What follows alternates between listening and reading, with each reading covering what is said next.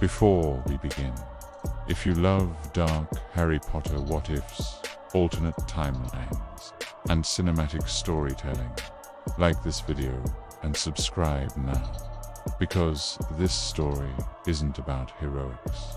It's about the friendship that almost saved everything, and what happens when it never does. What if the greatest act of loyalty the Marauders ever performed never happened?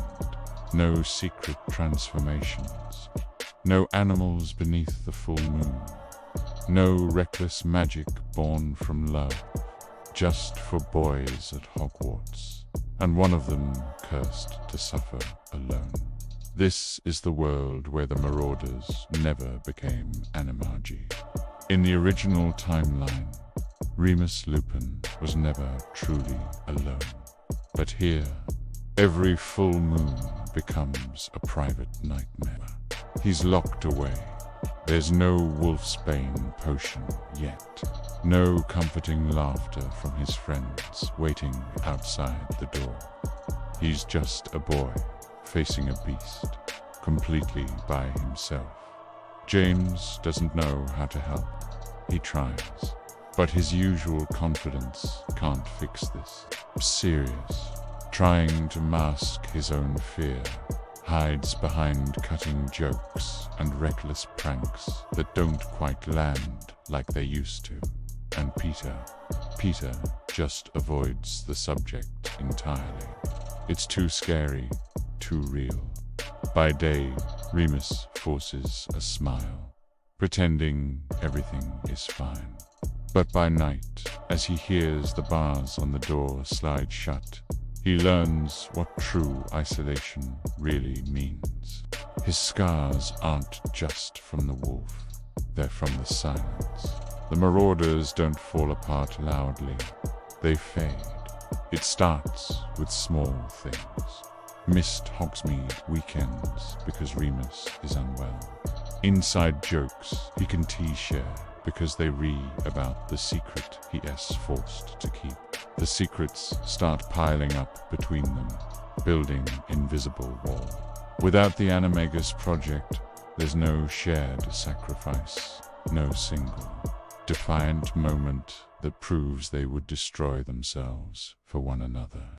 That bond, forged in illegal magic and unconditional love, simply isn't there. Peter feels this distance the most. He was never the cleverest, the bravest, or the most popular. The Animagus transformation was his chance to be special, to be essential. Without it, he's just there. And in the shadow of his brilliant friends, that feeling of being ordinary festers. Fear begins to feel safer than a friendship he's no longer sure he belongs to. In canon, a furious Sirius Black sends Severus Snape toward the Shrieking Shack, toward a transformed werewolf. But here, that night never exists. Snape is never nearly killed by a werewolf. James never has to perform that heroic, life-saving act. Dumbledore never has to intervene and bury the truth to protect his students.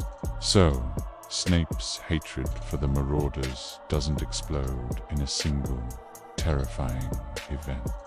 Instead, it freezes. It solidifies into something cold, patient, and permanent. And frozen hatred lasts a lifetime, waiting for the perfect moment to thaw. Peter Pettigrew became an Animagus to belong.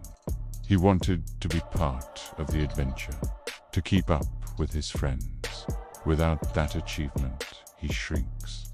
His insecurity becomes a gaping wound. When Voldemort's whispers reach him, he doesn't see an offer of power, he sees an offer of purpose. He's recruited not for his strength, but for his weakness, for his invisibility, for his talent at being overlooked. The betrayal comes sooner. It's quieter, less dramatic, and somehow more painful. because deep down, his friends knew he was drifting away. They saw it coming, but they were too lost in their own darkness to stop it. Without the Animagi, the first Wizarding War is a different fight. There's no secret scouting by a stag and a dog. No animal spies slipping past enemy lines. No clever, unpredictable advantage for the Order of the Phoenix. James fights harder, but he's colder now. The light in him dimmed by Remus's suffering and Peter's betrayal. Sirius becomes even more reckless, driven by rage and a desperate need to do something, anything that matters.